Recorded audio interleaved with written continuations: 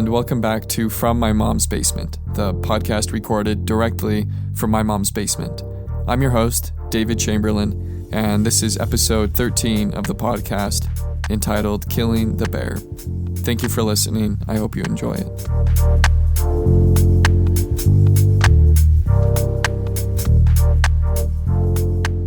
This is the story of how I shot a bear dead in Alaska. It's a true story, but it's also a secret one. You see, I made a deal with Dean Landry that I would tell everyone he killed the bear. So this account is top secret, private, confidential, and you should consider yourself lucky that you get to hear it. However, that all being said, this is the actual way things went down. None of this story is pretend or make-believe. Dean might try to tell you that he was the one who killed it, but that simply isn't true. This is, by all accounts, a 100% factual retelling of the events that occurred up in that unforgiving northern territory of Alaska. So, listen close. Dean Landry wanted to go up to the middle of nowhere and hunt some big, taxidermy-worthy animals, and he needed a couple pals to go along with him. It was going to be one of those real-deal hunts with all of the trappings. No expense would be spared. I told Dean I would go with him as long as I didn't have to pay for a damn thing. He obliged my request. He said, I just can't go alone. If you come up there with me, yeah, I'll pay your way. I'll pay for everything. I'll pay for the guns, the bullets, the licenses, the food, the gear, the flights, the hotel, the hookers, everything. I think he was kidding about the hooker part, but with Dean you can never be too sure. He was married in a real flimsy kind of a way, you know? I think his wife had been sleeping with her therapist or something for like the past half-decade. There wasn't any real love between them, and I expect that crappy marriage was half the reason Dean wanted to fly up to the end of the world and fill some unsuspecting animal with lead. The hunting party would consist of Dean Landry, Parker Weston, who was a friend of Dean's I didn't know, and myself. A hired guide would take us through the bush until we got what we were looking for or ran out of food and supplies. We all met up the night before our departure at Dean's house. It was supposed to be some kind of briefing meeting where we discussed tactics and procedures and safety and yada yada yada, but it ended up being like most things, a reason to get drunk. I remember that night the same way I remember the night before my first day of school, with overpowering feelings of despair and confusion and the same question popping into my head. Why am I doing this? We sat in the dining room at Dean's house. Dean had one of those McMansions with a separate dining room and all that, and looked over our supplies. Parker sat across the table from me nursing a beer and looking at his ESPN app on his phone. He was one of those sporty guys, you know the type. The kind of guys who wear khaki cargo shorts and Under Armour polo shirts and make their sons cry at Little League football games. Parker was a pretty quiet guy. Other than our brief introductions, I don't think we said a word to each other. Dean was the glue, the ringleader. We all listened to Dean. Okay, Dean said, standing over his dining table like a military tactician. We'll get into the hotel around 9:30 p.m. Alaska time. Then, bright and early the next morning, we'll meet Henriksen, who will take us into the bush. I remember Dean's wife walked in the dining room as he was standing over us, describing the parameters of our hunt. She was wearing a red cocktail dress, which covered her chest in a very vague, haphazard kind of way. Like a picket fence around a prison, there wasn't a lot of material to hold back what was trying to burst out. Her long hair was glistening with some kind of hair product, and it fell in tight curls around her shoulders. Her heels clacked against the hardwood as she entered the room. Dean had once been an attractive man, sure, but since their marriage, the discrepancy between Dean's looks and his wife's had only grown to a point where an unassuming stranger might believe Dean was his wife's father. Poor Dean was beginning to carry himself like an old man, while his wife still had all of the energy and vibrancy of a woman in her 20s. Hi, Parker. Hi, Lewis, she said in her soft voice as she entered the room. Parker and I nodded nervously. I hope you guys have fun on your trip. She turned to Dean, her face losing all of its cordialness. Dean, I'm going out. Don't expect to see me before you leave. Oh, okay, Dean said, keeping his eyes on the gear spread out across the table. He was unable to even look in her direction. See you in a couple weeks. Whatever, she said, turning and clicking and clacking out of the dining room. The sound of her heels echoed across the McMansion, slowly fading to silence. Then there was the sound of a door opening and closing, and then the bright, angry sound of a sports car's engine revving. The engine roared to full throttle and then faded away down the road, leaving us all sitting in awkward silence. Parker was going to say something, but he decided against it and took a long sip from his beer. All three of us stared at the gear in front of us, the ammo and paracord and utility knives and compasses, and said nothing.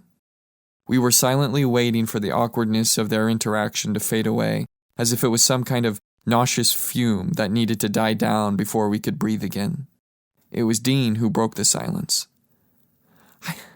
I think I'm going to find a nice, secluded spot up in the bush and never come back. When we landed in Anchorage, it was dark, cold, and dark. It was an old kind of dark. You could tell the sky had been void of light for a long time. None of us spoke much. We clunked down the stairs from the airplane and braved the loud, screeching airport tarmac. Wind cut into my clothes and tore through my bones. It only took 30 seconds of being in Alaska to realize I didn't bring warm enough clothes. Now that's a pretty disheartening revelation to have before you go marching into the Great White North. I started to regret going hunting with Dean and Parker the second my teeth started to chatter, which was about a minute after we stepped out of the plane. We walked with our duffel bags slung over our shoulders until we came to the terminal where we met Henriksen, our guide. He was everything you could possibly imagine. He was the kind of man every man wants to be. He was rugged and stoic and said little, but what he did say was important, even profound. He had a thick black beard and short cropped hair and eyes that were almost silver. He was the incarnation of every woodsman, every mountain man, every wild and rustic man humanity has ever created. I was happy to have him as a guide. "Hello, gentlemen," he said in a low, perfunctory tone. "Welcome to Alaska. Follow me." Parker wasn't impressed with Henriksen. "This guy thinks he's Rambo," Parker said under his breath. "He's probably from Venice Beach or something." We piled into Henriksen's Jeep. Dean took shotgun while Parker and I were stuffed in the back with the gear and the rest of the luggage. It was very quiet. No one was speaking as we rumbled into the short, squat buildings of Anchorage. The lights of the city were orange and wreathed in mist, haloed by the fog that rolled in from the sea. It was a sad place, an outpost planted in the middle of inhospitable lands, surrounded on all sides by the apathetic forces of nature whose will was much greater than that of man's. You got the sense that the entire city could be frozen or buried under the sea or swallowed by the forest at any moment. The power of nature was apparent here, forcing itself to be recognized. When we got to the hotel, Henriksen stayed in the car. "I'll be here at 10:30 tomorrow morning," he said. "Call whoever you need to tonight. We won't have service where we're going." Once we had our things, he nodded to us and drove away. "What a prick," Parker said. "What a cocky little prick." "Come on," Dean said. "It's freezing out here. I picked this place because it has a full bar. Let's check in and get good and drunk tonight. Shall we?" Parker and I nodded, and we marched into the hotel. The hotel was fashioned in an old frontier-like style. The walls of the lobby were made of dark logs with black and white photos of old Yukon gold rushers hung on them. A truly menacing fire rumbled and cracked in a stone fireplace in the center of the lobby. There were the smells of lumber and liquor. A chandelier crafted from the antlers and bone of some beastly animal hung low from the ceiling. The lights were dim and warm. Like most hotels and resorts of this fashion, the main goal of the thematic decoration is to make you think you are experiencing a piece of history. You aren't just getting a warm bed and a hot shower, you are getting a history lesson, a glimpse of the past. The scary men in the ancient photos on the walls are trying to say, "Hey bub, this ain't no ordinary hotel. This is where real men stay. This is where guys like us used to hoot and holler and gamble and screw our meager wages away. You must be a real tough bastard to stay here, Jack."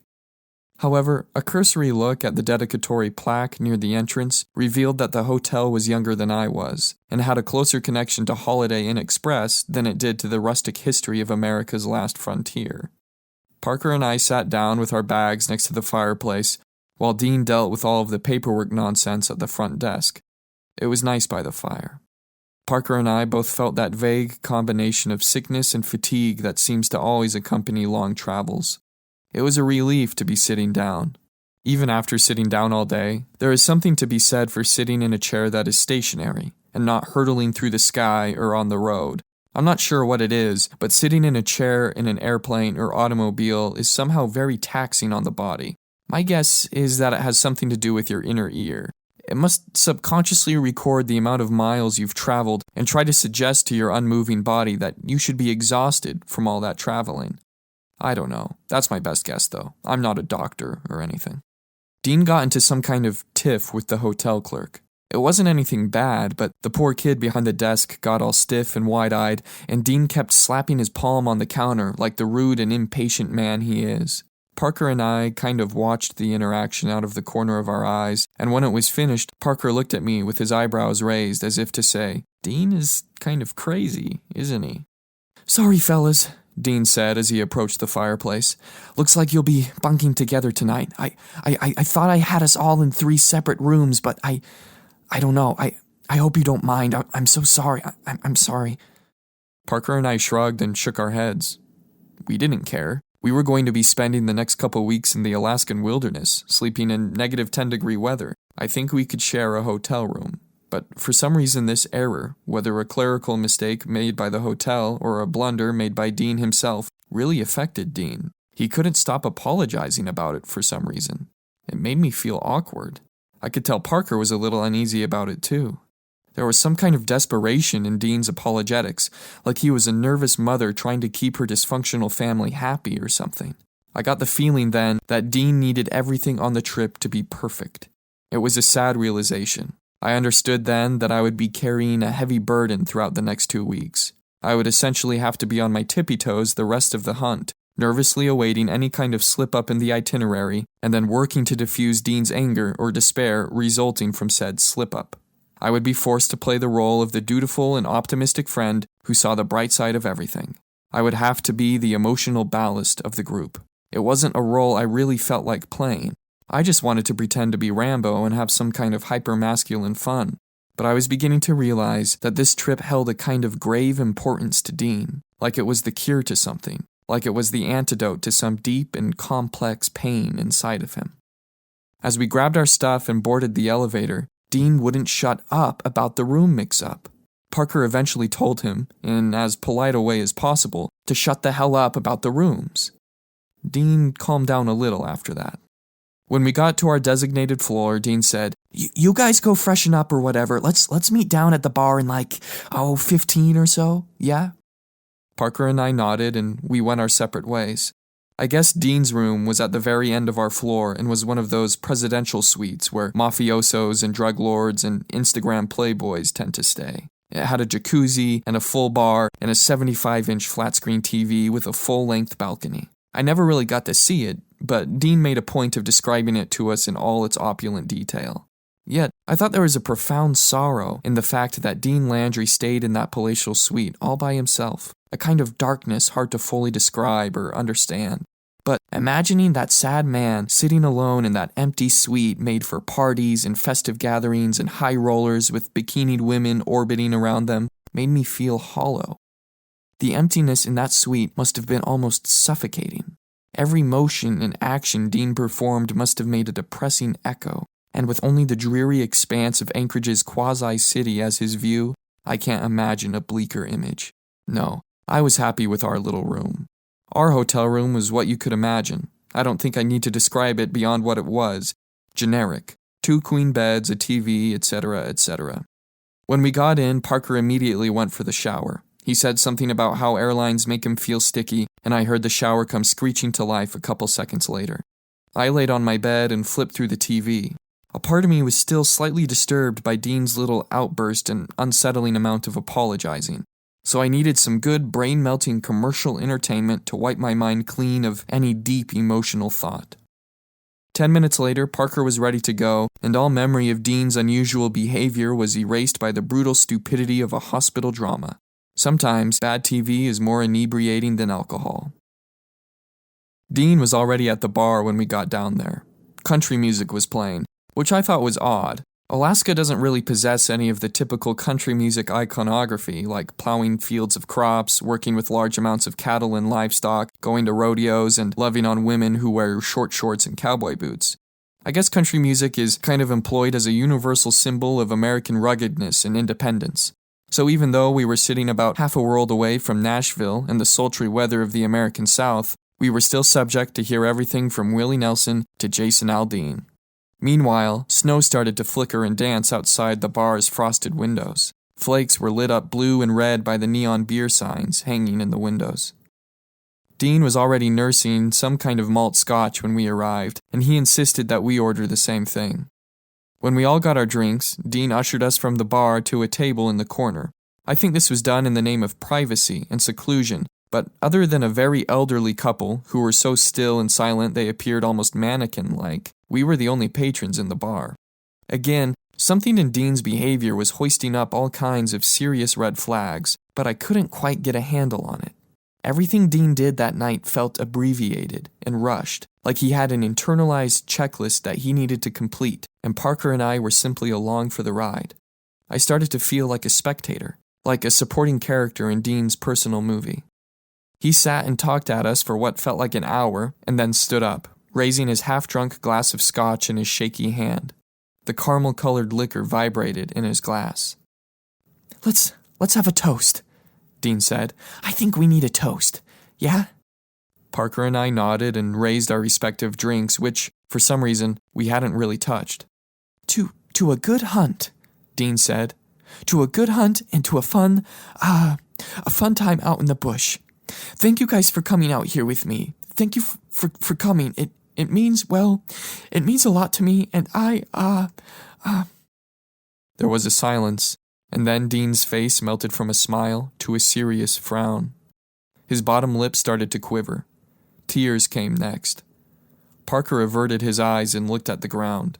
He felt the same kind of embarrassment that I felt, the same kind of embarrassment all men feel around such vulnerability. But I tried to keep my eyes locked on Dean as he cried. I don't know why. Maybe it was a kind of expression of solidarity or fraternity.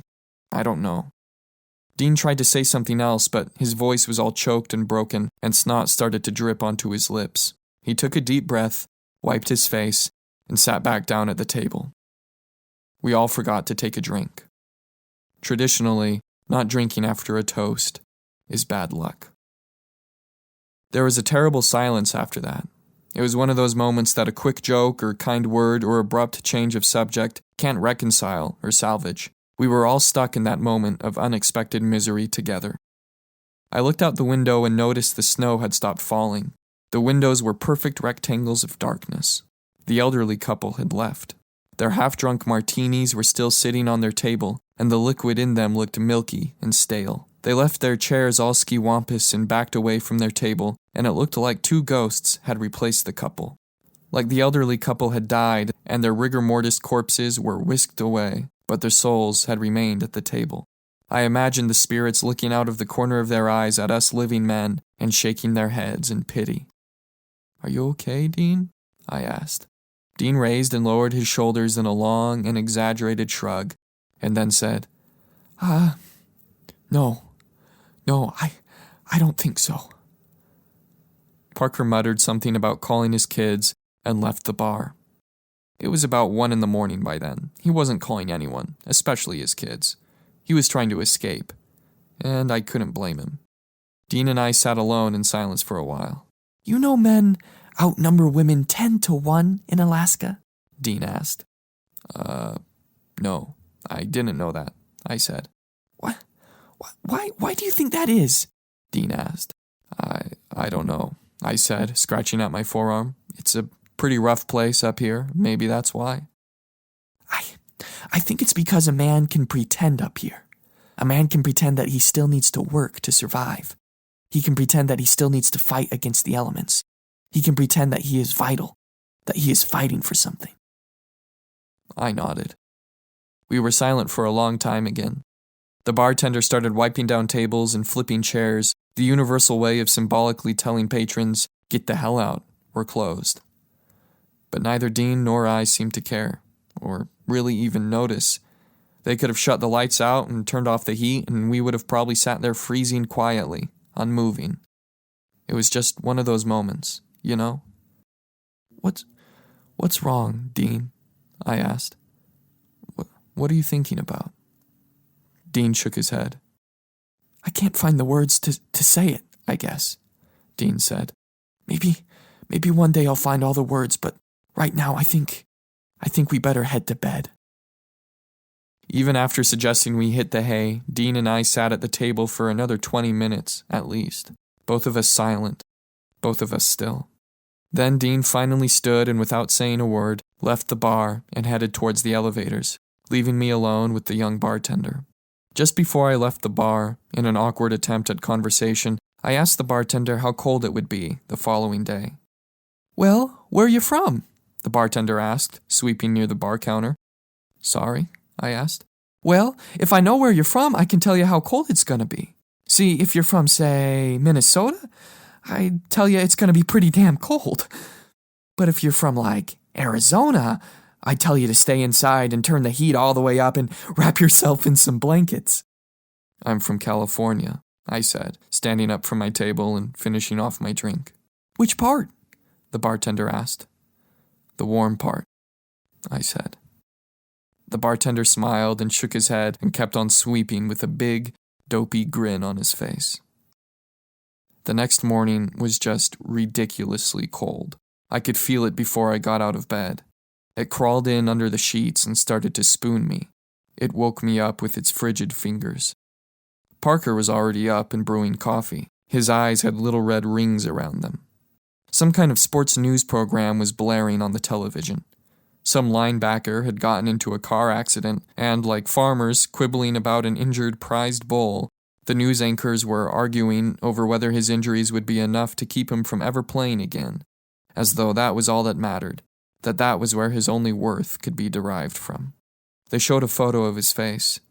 He looked young and handsome, and his career was already over. It took everything I had in me to get out of bed. Parker asked if I wanted any coffee. No, I said, no thanks. You don't drink coffee? He asked. It makes my throat hurt, I said. I don't know what it is, but the acidity or something makes me feel like I have a sore throat. It's like a fake cold or something. Parker shrugged and returned to his business, which was essentially throwing as many layers of clothing as he could onto his body.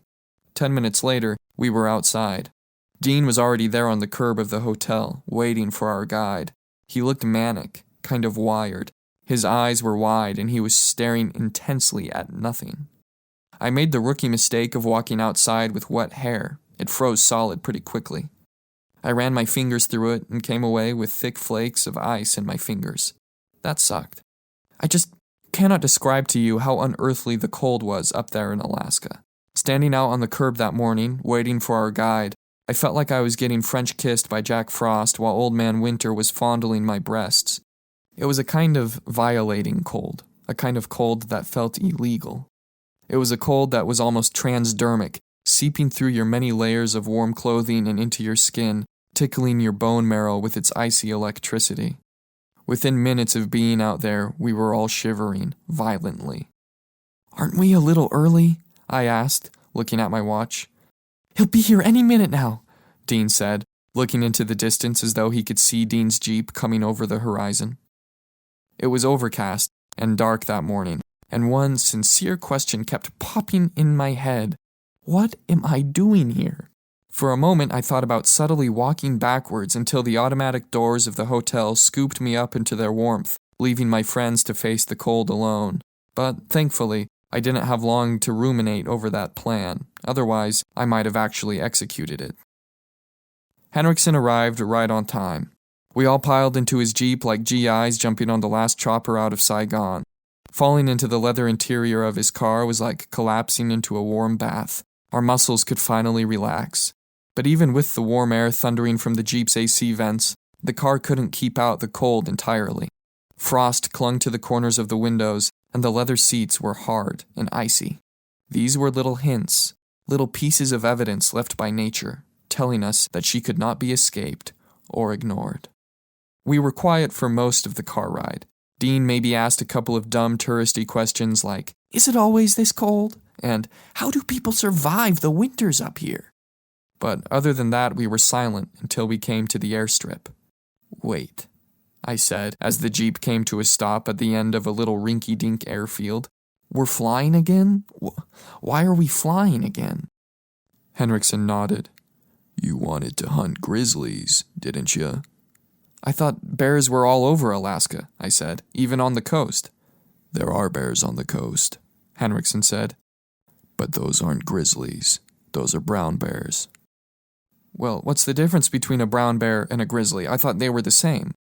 Brown bears live on the coast, and grizzlies live inland. That's the difference. And we're here to hunt grizzlies. Parker and Dean started grabbing their things and hopping out of the warm womb of the Jeep Cherokee while I stayed put and looked out the windshield at the ancient bush plane that was supposed to take us somewhere deeper, darker, and colder than where we already were. The old engines on the plane coughed to life and the blades started to rotate and turn into a loud blur. I'm not sure how the extreme cold affects avionics and airplane mechanics, but something about seeing that prehistoric prop plane struggling to come to life made me really nervous. "Hey, Dean," I said as I jumped out of the Jeep. "Remind me why we're doing this again?" About a half an hour later, we were in midair, bouncing around in the windy and turbulent skies, zooming a few thousand feet above the blotchy and rough Alaskan terrain. There were wide blotches of dark green pines, followed by shiny blotches of snowy plains, followed by rocky cliffsides and mountainous regions. And all I could hear was the vicious roar of the plane engines.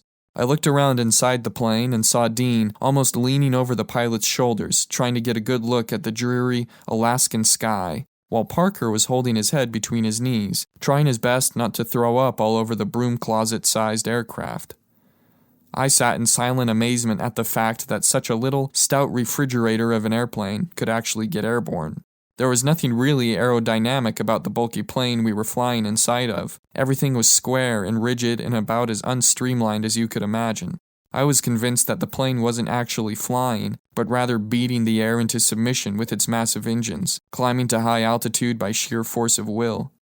That plane was so loud it thumped your chest like amplifiers at a rock concert. By the time the plane was beginning to land, I think I had suffered some permanent hearing damage. When we arrived over our planned hunting destination, the airplane engine quieted a little and dropped down in pitch a couple octaves. I could feel the nose of the plane move downward and start a not-so-subtle descent towards the Alaskan wilderness. My stomach flipped around the way it does on roller coasters, and Parker, bless his soul, could no longer hold back the vomit that had been fighting for an exit the entire flight. He emptied his stomach into his wool beanie and then held it out in front of him like a beggar asking for some change. One of the pilots looked back at Parker and shook his head. You couldn't hold it until we landed, Henriksen asked, a crooked smile on his face. Parker said nothing, only glared over at Henriksen with his pale green-colored face. Some small chunks of vomit were still caked around the corners of his mouth. He was the perfect picture of misery. Dean didn't notice. He didn't care. He was laser-focused on what was happening in the cockpit. The pilots were poking things and pulling things, and we started to come closer and closer to the earth. Trees grew in size, boulders did too. Everything on the ground started to gain detail and depth. Looking out the window, I thought the landing was going to be smooth. The plane slowed down and pitched up as it neared the ground, coming parallel with a long, open patch of Alaskan wilderness. But when the wheels touched down, I just about bit my tongue off. The whole plane rattled and bucked, and Henriksen, who wasn't buckled into his seatbelt, came up out of his chair, only saving himself from falling by grabbing Dean's shoulder. Once the plane came to a stop, he sheepishly sat back in his seat, a clever smile on his face, as though his little bungle had been a routine, an act. All right, Henriksen said, getting up from his chair. Let's go. The brutal engines on the airplane never shut off. The pilots waited for us to gather our gear and get situated, and then they bounced and bumped their way back into the heavens. I shuddered as I watched the fat little thing take off. It was an astonishing sight. It was like watching a cinder block cut through the ocean. It defied all laws of physical mechanics, and I couldn't believe that I had just been side of its cramped little belly. 2 minutes later, and we were left standing alone in the Alaskan wilderness, the quiet droning of the airplane whispering goodbye in the far distance. All tethers to the outside world were severed. We were standing alone in a frozen valley with nothing but wild ruggedness surrounding us for miles. And our goal, our mission, was to get into close proximity with giant animals that can run as fast as an automobile, weigh as much as 2 adult silverback gorillas, and have claws that could rival a velociraptor's. We kind of just stood around and looked at things for a minute while Henriksen was poring over some maps. There was a cutting wind that came off the nearby mountains that got us shivering almost immediately. On the plane ride, I was determined, excited even, to take down a bear. But once my hands started to burn from the cold, all hope of killing a bear left my mind. I wasn't really interested anymore. From that moment on, I made it my goal to just make it through the next 2 weeks alive. As we waited for Henriksen to come up with our heading, it became apparent that Parker still didn't know what to do with his beanie full of vomit. He was still holding it out in front of him like it was a gift for someone special, like he had to keep it safe. Finally, Dean said something. "Damn it, Parker," he said. Just throw it on the ground." Is that okay? Parker asked. What about, leaving no trace? "Just give it to me," Dean said, carefully snatching the puke-filled beanie from Parker like it was a bag of dog doo-doo. "Here, this is what we'll do." Dean bent over and kicked a little impression into the hard snow and gently placed the vomit beanie in the divot as though it were an offering of some kind. Then, taking some fresh snow, he covered the beanie up like it was a little organic time capsule. "There, like it never even existed. Now, clean up your mouth, please, would ya?" Parker self-consciously wiped his mouth with the back of his glove. Some crusty flakes of vomit cracked off his cheeks and fell to the snow. Okay, Henriksen said, folding the maps back into his pack. Let's get moving. We have a ways to go before we can make camp for the night. How far? I asked.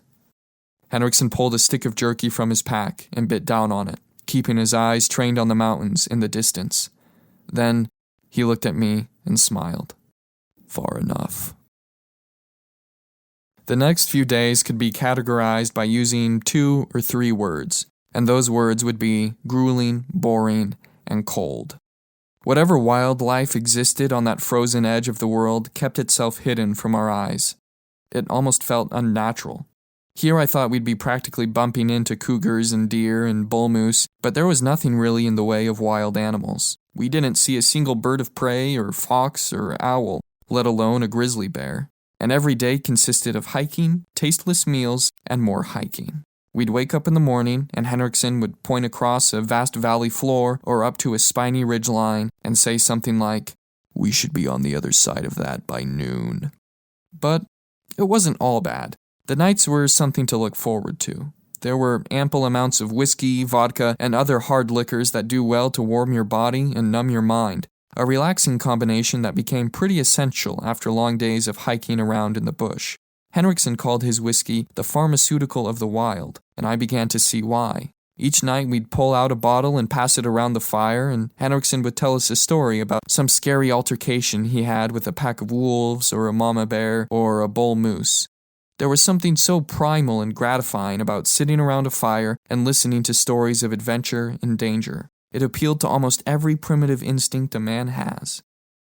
The good nights almost made up for the bad days. Almost. Dean began the week with wide, meth-head-looking eyes. He was seriously keyed up. Sometimes it made me wonder if it was a good idea to let a guy like that have a high-powered rifle. I didn't know what kind of weird baloney was bouncing around inside his head. You never want to think those kinds of things about your friends, but once they're walking around with you in the middle of nowhere holding deadly weapons, you start analyzing their character in a very profound way. You start searching for any signs of mental health deficiencies or possible signals of an imminent, full-scale crack-up. And Dean was sending out some serious red flags. The first few mornings he woke up before everyone else and started brewing coffee. At first, I thought this was a kind gesture, but I soon realized that this habit was less altruistic than I thought. The early morning was the only time Dean could have some alone time, something which I guess he desperately needed to stay somewhat sane. Sometimes I would wake up and hear him walking around outside my tent, kind of muttering to himself. I could tell he was angry about something. I could hear it in his voice.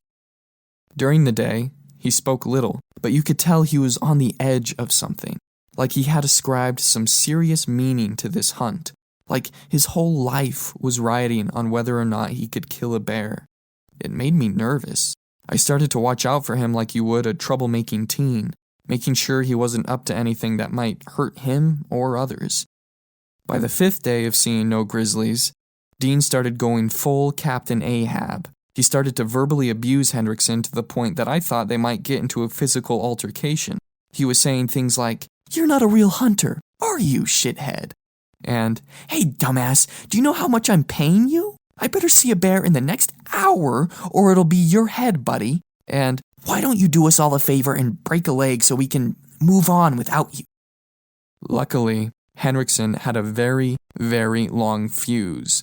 Otherwise, he might have thrown Dean off a mountainside and laughed as his body ragdolled over the jagged rocks that lay below. By the end of the 6th day, when we were all settling in to make camp, Dean really started to lose it.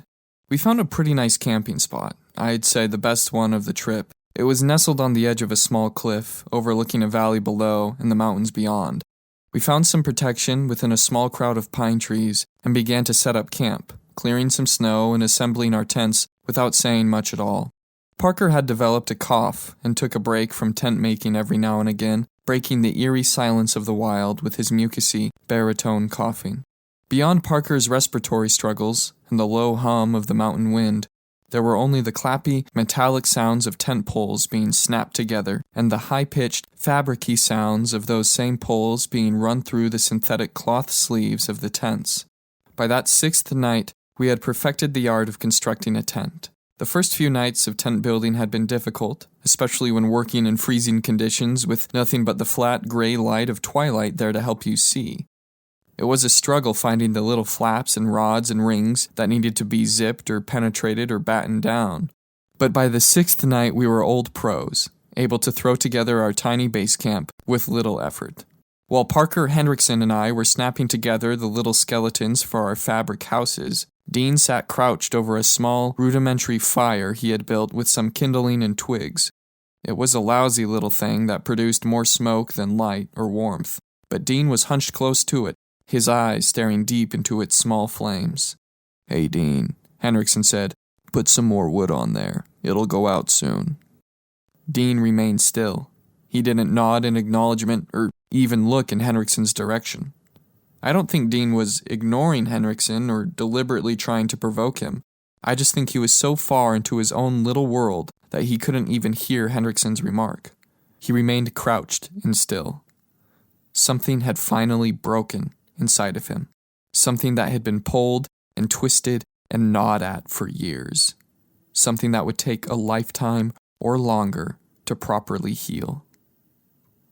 Once all of our tents were made, I took the liberty of building Dean's tent while he remained next to the fire.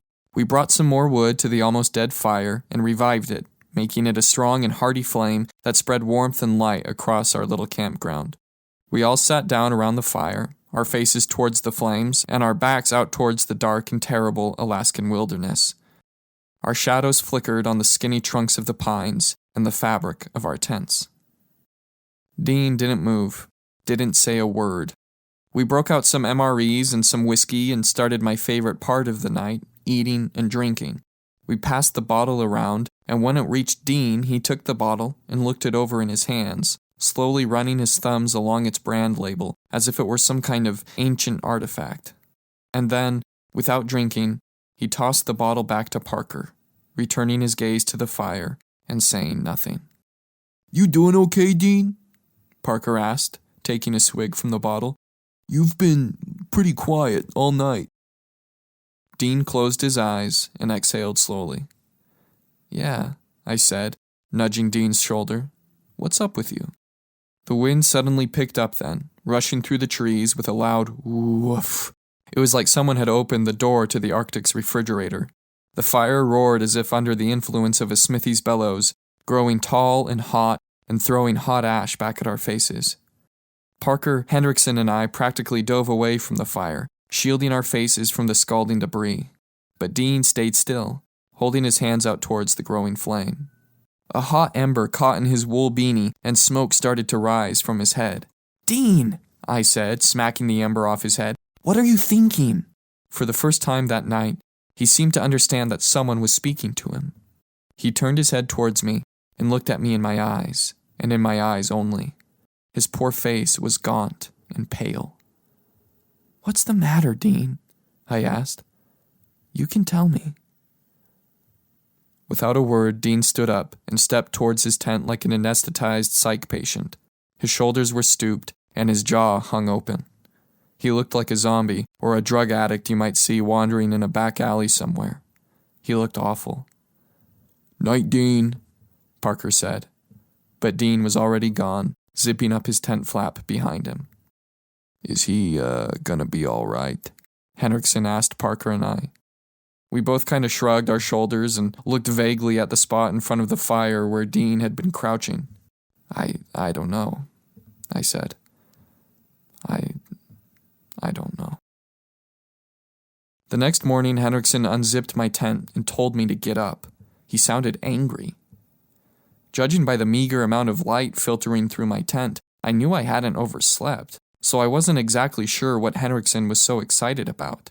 I threw on some layers and my boots and braved the cold morning air. Henriksen was frowning across the campsite next to Dean's tent. His arms were folded, and he was shaking his head. What is it? I asked. "Look," Henriksen said, pointing to Dean's tent. "Dean is gone." My heart sank. I knew immediately that something was very, very wrong. The kind of wrong that makes you rethink all of your past decisions, that makes you wish you could go back in time. I refused to entertain any dark reasons for Dean's absence. Like any person falling into a bad situation, I started out of the gate with a good helping of denial. Maybe he just went pee, I said, knowing that was a foolishly optimistic explanation for his disappearance. No, Parker said, clomping into camp from the trees, his rifle slung on his back. His eyes looked exhausted. He'd been up for a long time. "I've been over every square inch of snow within a mile of our camp. He's nowhere close." How long has he been gone? I asked.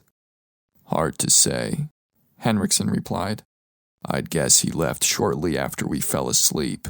He took his rifle and a fair amount of our food. He probably has a 6-hour head start on us at least." I was sick to my stomach. Terrible possibilities started to seep into my mind.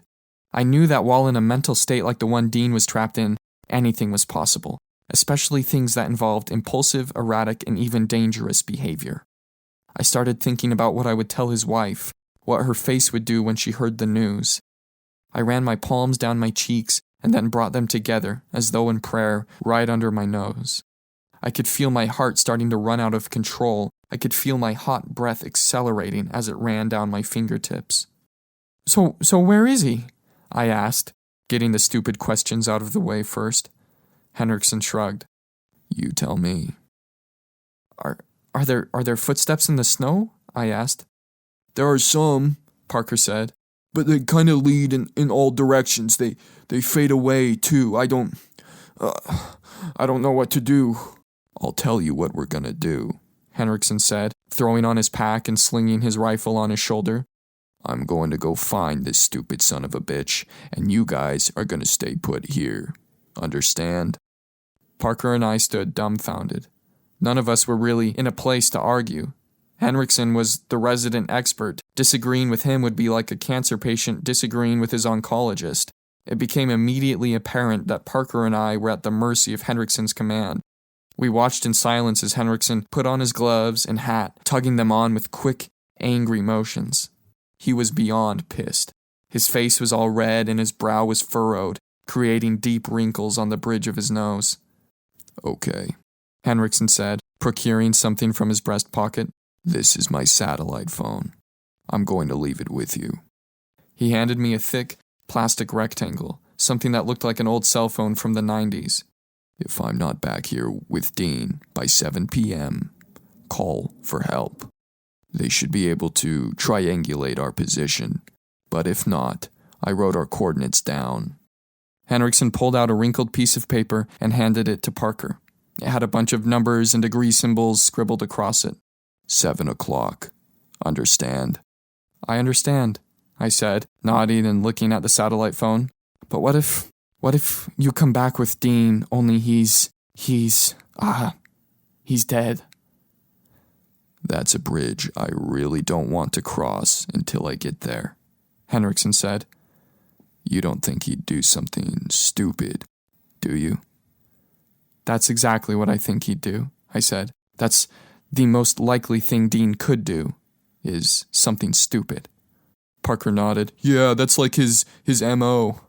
Awesome, Henriksen said, moving towards the edge of camp.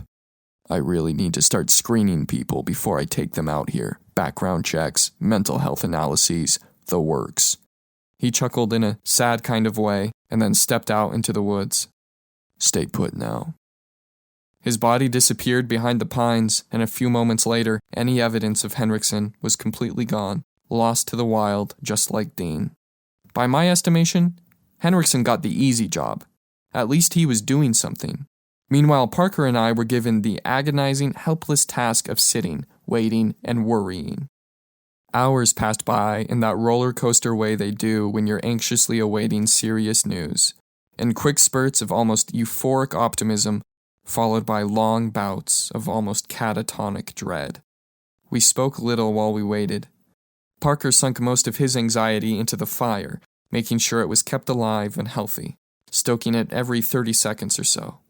I was tempted to start drinking then, but thought better of it. I thought that I might need to act and think quickly in the hours that followed, that I might have to play a role of importance in some sad scenario where both Dean and Henriksen were lost. So I left the whiskey untouched. I needed to be sharp. I followed the path of the sun as it burned its way across the sky, making a low arc around the valley floor. It was nothing more than a bright little disk in a sea of low-lying clouds. It had little power at such a high latitude. It made me sad to see such a bright and happy symbol brought to a low and ineffectual status. I decided then and there that the land we were in was cursed, and that no one should ever inhabit or come near it. It made me angry. It made me furious. I screamed at the land, and then I fell to my knees and wept. Parker said nothing, made no move to comfort or console me. He simply worked to keep his little fire alive. He had his own troubles to attend to. He had his own ways of coping. By 4:30 p.m., the sun was practically gone. It had pretty much completed its lousy little lap across the sky and was calling it quits for the day, seemingly throwing in the towel early.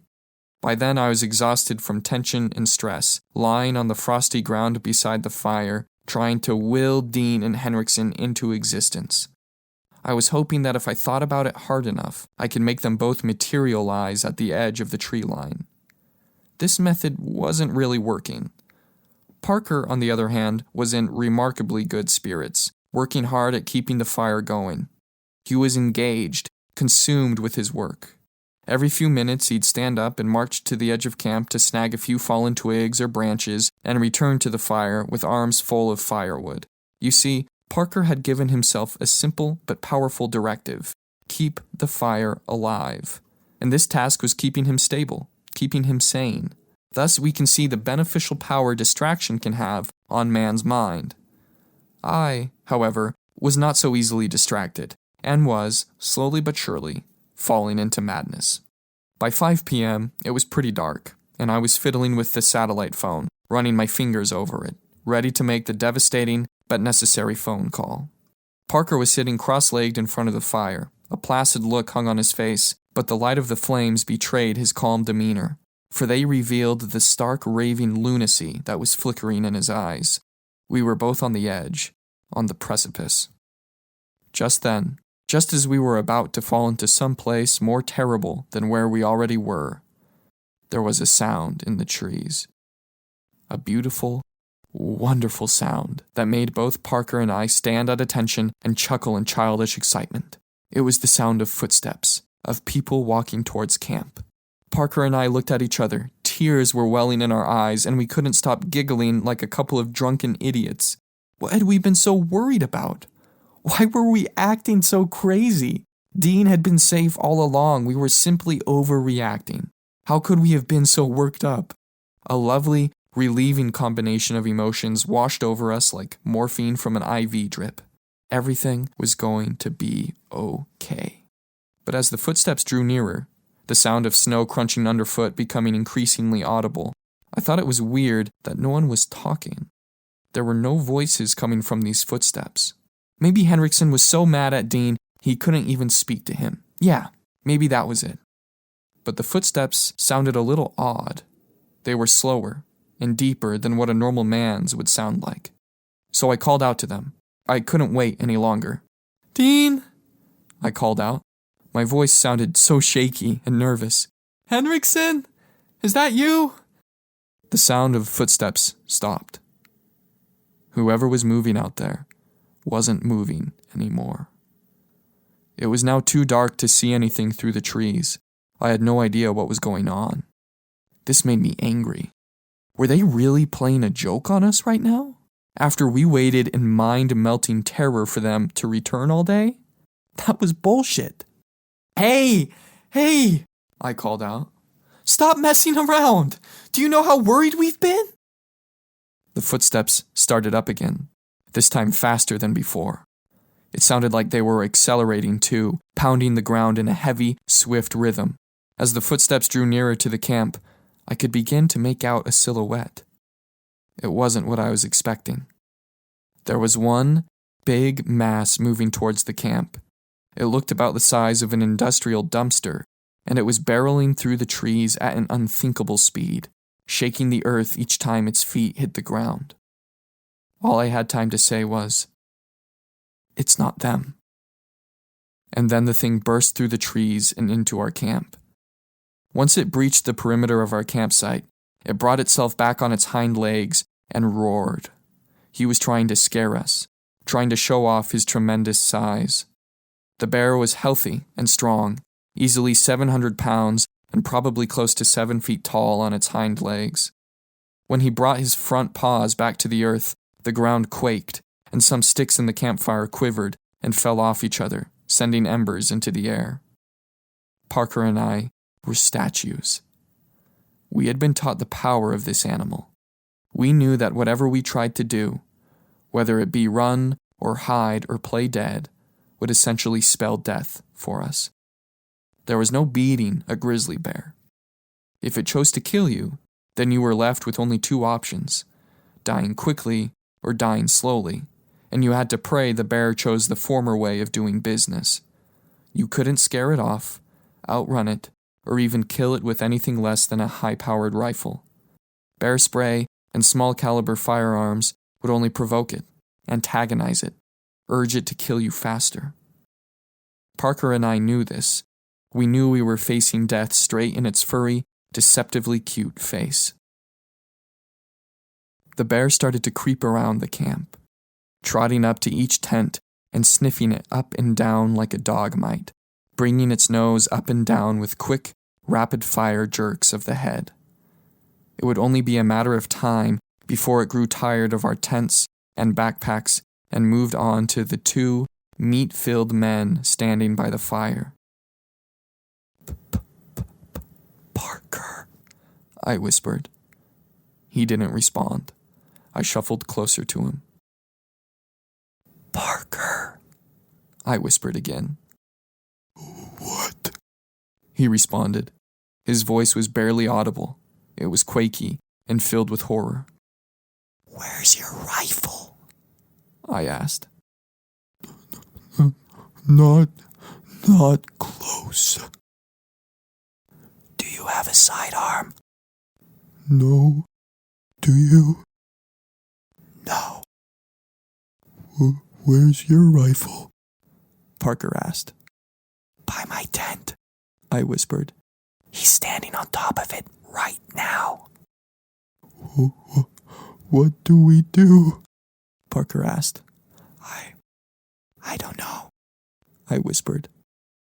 I don't know. The tears in our eyes, which only moments before had been produced by joy, were now being overcome by tears of fear. Parker, may God bless him, wet his trousers. There was nothing we could do. If we ran for our guns, there was no foreseeable way that we could make it in time. The bear would no doubt bear down on us and tear our bodies limb from limb before we could even get a shot off.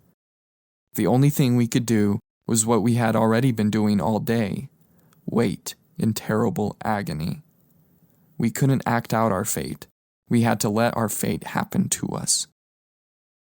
The grizzly bear behaved exactly as I feared it would. By degrees, it became bored with the tents and the meager food that was available in our backpacks. After tearing our packs open with its massive paws and rifling through our clothes and tents with its football-sized nose, the novelty of these things wore off, and the bear brought its attention to the two terrified men watching it from across the campfire. Its dark eyes glimmered in the firelight, expressionless, and just like all things in nature, indifferent to the fears of man. It approached us slowly, stopping just on the other side of the fire. We were within reach of its paws. All it had to do was reach out above the flames and end our lives with a quick swat of its arm. I started to shiver from fear. Parker started to audibly sob. His head shook with each one of his staccato exhales. I closed my eyes and started to pray. I wasn't sure who I was praying to exactly. I guess I was praying to God. I had never really prayed before. I was just waiting to hear, expecting to hear, a terrible roar, and then a rush of mass, and then feel teeth or claws digging into my skin. I was preparing to die in a most horrific fashion, going down with lots of my blood and viscera spread out on the snow. And then there was a noise. It didn't come from the bear, or Parker, or myself, but from beyond the trees, somewhere out in the darkness. I opened my eyes. The bear was no longer looking at us. Its head was cocked to the side, its ears perked up. The noise came again. It was the sound of a voice. I recognized it. It was Dean's voice. Louie! Dean shouted.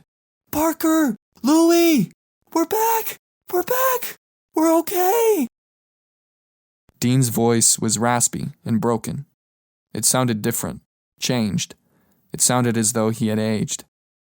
The bear, hearing this commotion, turned all the way around, stomping its feet in short little steps and shifting its weight towards the woods. It was looking for the source of the shouting. Louie! Louie! Dean shouted. Parker! Parker! Dean's voice was getting closer. How ironic, I thought. Dean couldn't find a bear to save his life, and now he was going to unsuspectingly walk right into one. The bear moved away from us and started to make for the tree line. Now this is where things get a little blurry. I remember telling Parker I was going for my rifle, but after that my reptilian brain kinda took over. Time slowed down and my reality went kind of soft and gooey, but I'll recount everything as best I can. As the bear moved closer to the edge of camp and the distance between us and death grew larger, I decided to risk it all. I wasn't trying to be a hero or anything like that. I was just trying to save my friends. Now not only were Parker and I in danger, but poor Dean and Henriksen were as well. They were fixing to walk in on a 700-pound problem that they hadn't bargained for. I had to take care of the bear. I had to save their lives before this thing ripped us all apart.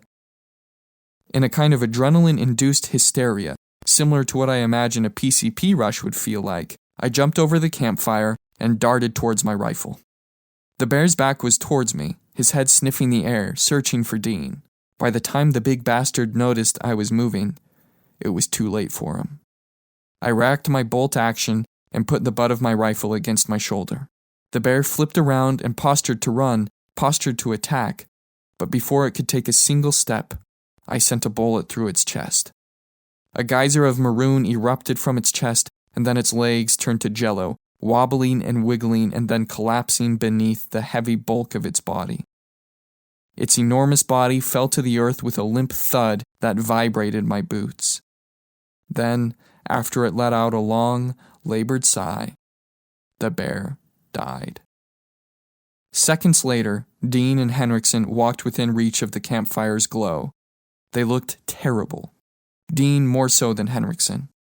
Before any words were spoken, before we even acknowledged that Dean and Henriksen had made it back safely, we, all four of us, gathered around the giant beast and admired its power and beauty. Even in death, the bear was something to behold.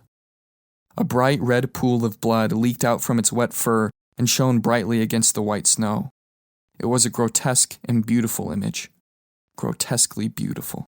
Wow, Parker said. Wow. That's when Dean started crying and fell on me, hugging me tight. I'm sorry, he said. I'm so sorry for how I acted. I'm so sorry. He started to really cry. I'm talking heavy sobs, the kind that sound like an old car that won't turn over. I got lost and I tried to find you guys, but I couldn't. I screamed for hours and hours and hours. I thought I was going to freeze to death. And I'm so sorry. I think Dean kept talking after that, or at least tried to, but his speech became too overcome with emotion to be understood. His words were indiscernible, hidden behind a goopy, mucusy mess of bitter weeping. But I didn't really need to know what he was saying. I didn't care. Dean was back, and he was safe, and that was what mattered. There was a long period of silence after that. None of us really spoke. I think we were grappling with the fact that we were no longer the same men we had been only a day ago. Those men could not be reclaimed or returned to. They were gone. The events of the day had changed us, irrevocably so. Once Dean settled down and stopped crying, Henriksen told us to start preparing dinner while he worked on field dressing the bear. Field dressing, for any of you who aren't aware, is basically the process by which you break an animal down into its most basic components, severing skin from muscles and muscles from bone. It can be a long, bloody process of careful evisceration, something us greenhorns weren't really jumping out of our seats to be a part of. But you might well imagine why, as Henriksen tore intestines and other vital organs from the bear. None of us really had an appetite. Instead of preparing a meal, we, Parker, Dean, and I, sat around the fire in perfect silence, listening to the sounds of Henriksen sawing through flesh and fur. I could see some kind of life had returned to Dean's eyes. Some kind of metamorphosis had taken place within him since the night previous. He was present now. He was with us. His mind had returned from whatever dark crevice it had fallen into. We sat there for a long time. Dean didn't seem to want to talk about what happened, and I wasn't going to pester him. We could talk about those things later. Shortly thereafter, we grew tired, and all of us, but Henriksen, retired for the night. I laid down in my sleeping bag and stared up at the ceiling of my tent. Amber firelight danced all around the shiny fabric of my tent, bouncing shadows and shapes above my head. I fell asleep to the sounds of Henriksen butchering the bear. That night, I was woken up by the sound of my tent unzipping. It was like a long, drawn-out screech coming from out in the distance. I opened my eyes and sat up. The fire had gone out, and a thin layer of frost was collecting on top of my sleeping bag. My nose was tingling from the cold. The entrance to my tent flipped open, and a shadow crept inside. It was dimly outlined by the moon. It was Dean. Hey, he whispered. Dean? I asked. What are you doing? You scared the hell out of me. I don't know how to put this. What is it, Dean? Can I ask you a favor? What? When we get back, do you think you could tell people I shot the bear? It would mean a lot to me if you did that. I think it would be good for me. I think it might be good for my marriage. It might be good if she thought I killed the bear. I stared at Dean. I couldn't see his eyes in the darkness, but I knew they were filled with desperation. Terrible desperation. Yes, Dean, I said. We can tell everyone you killed the bear.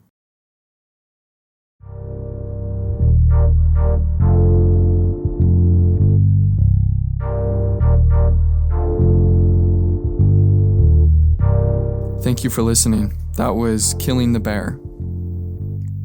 This episode was written, edited, produced, and read by myself, with the music being by Kevin MacLeod. Thanks again.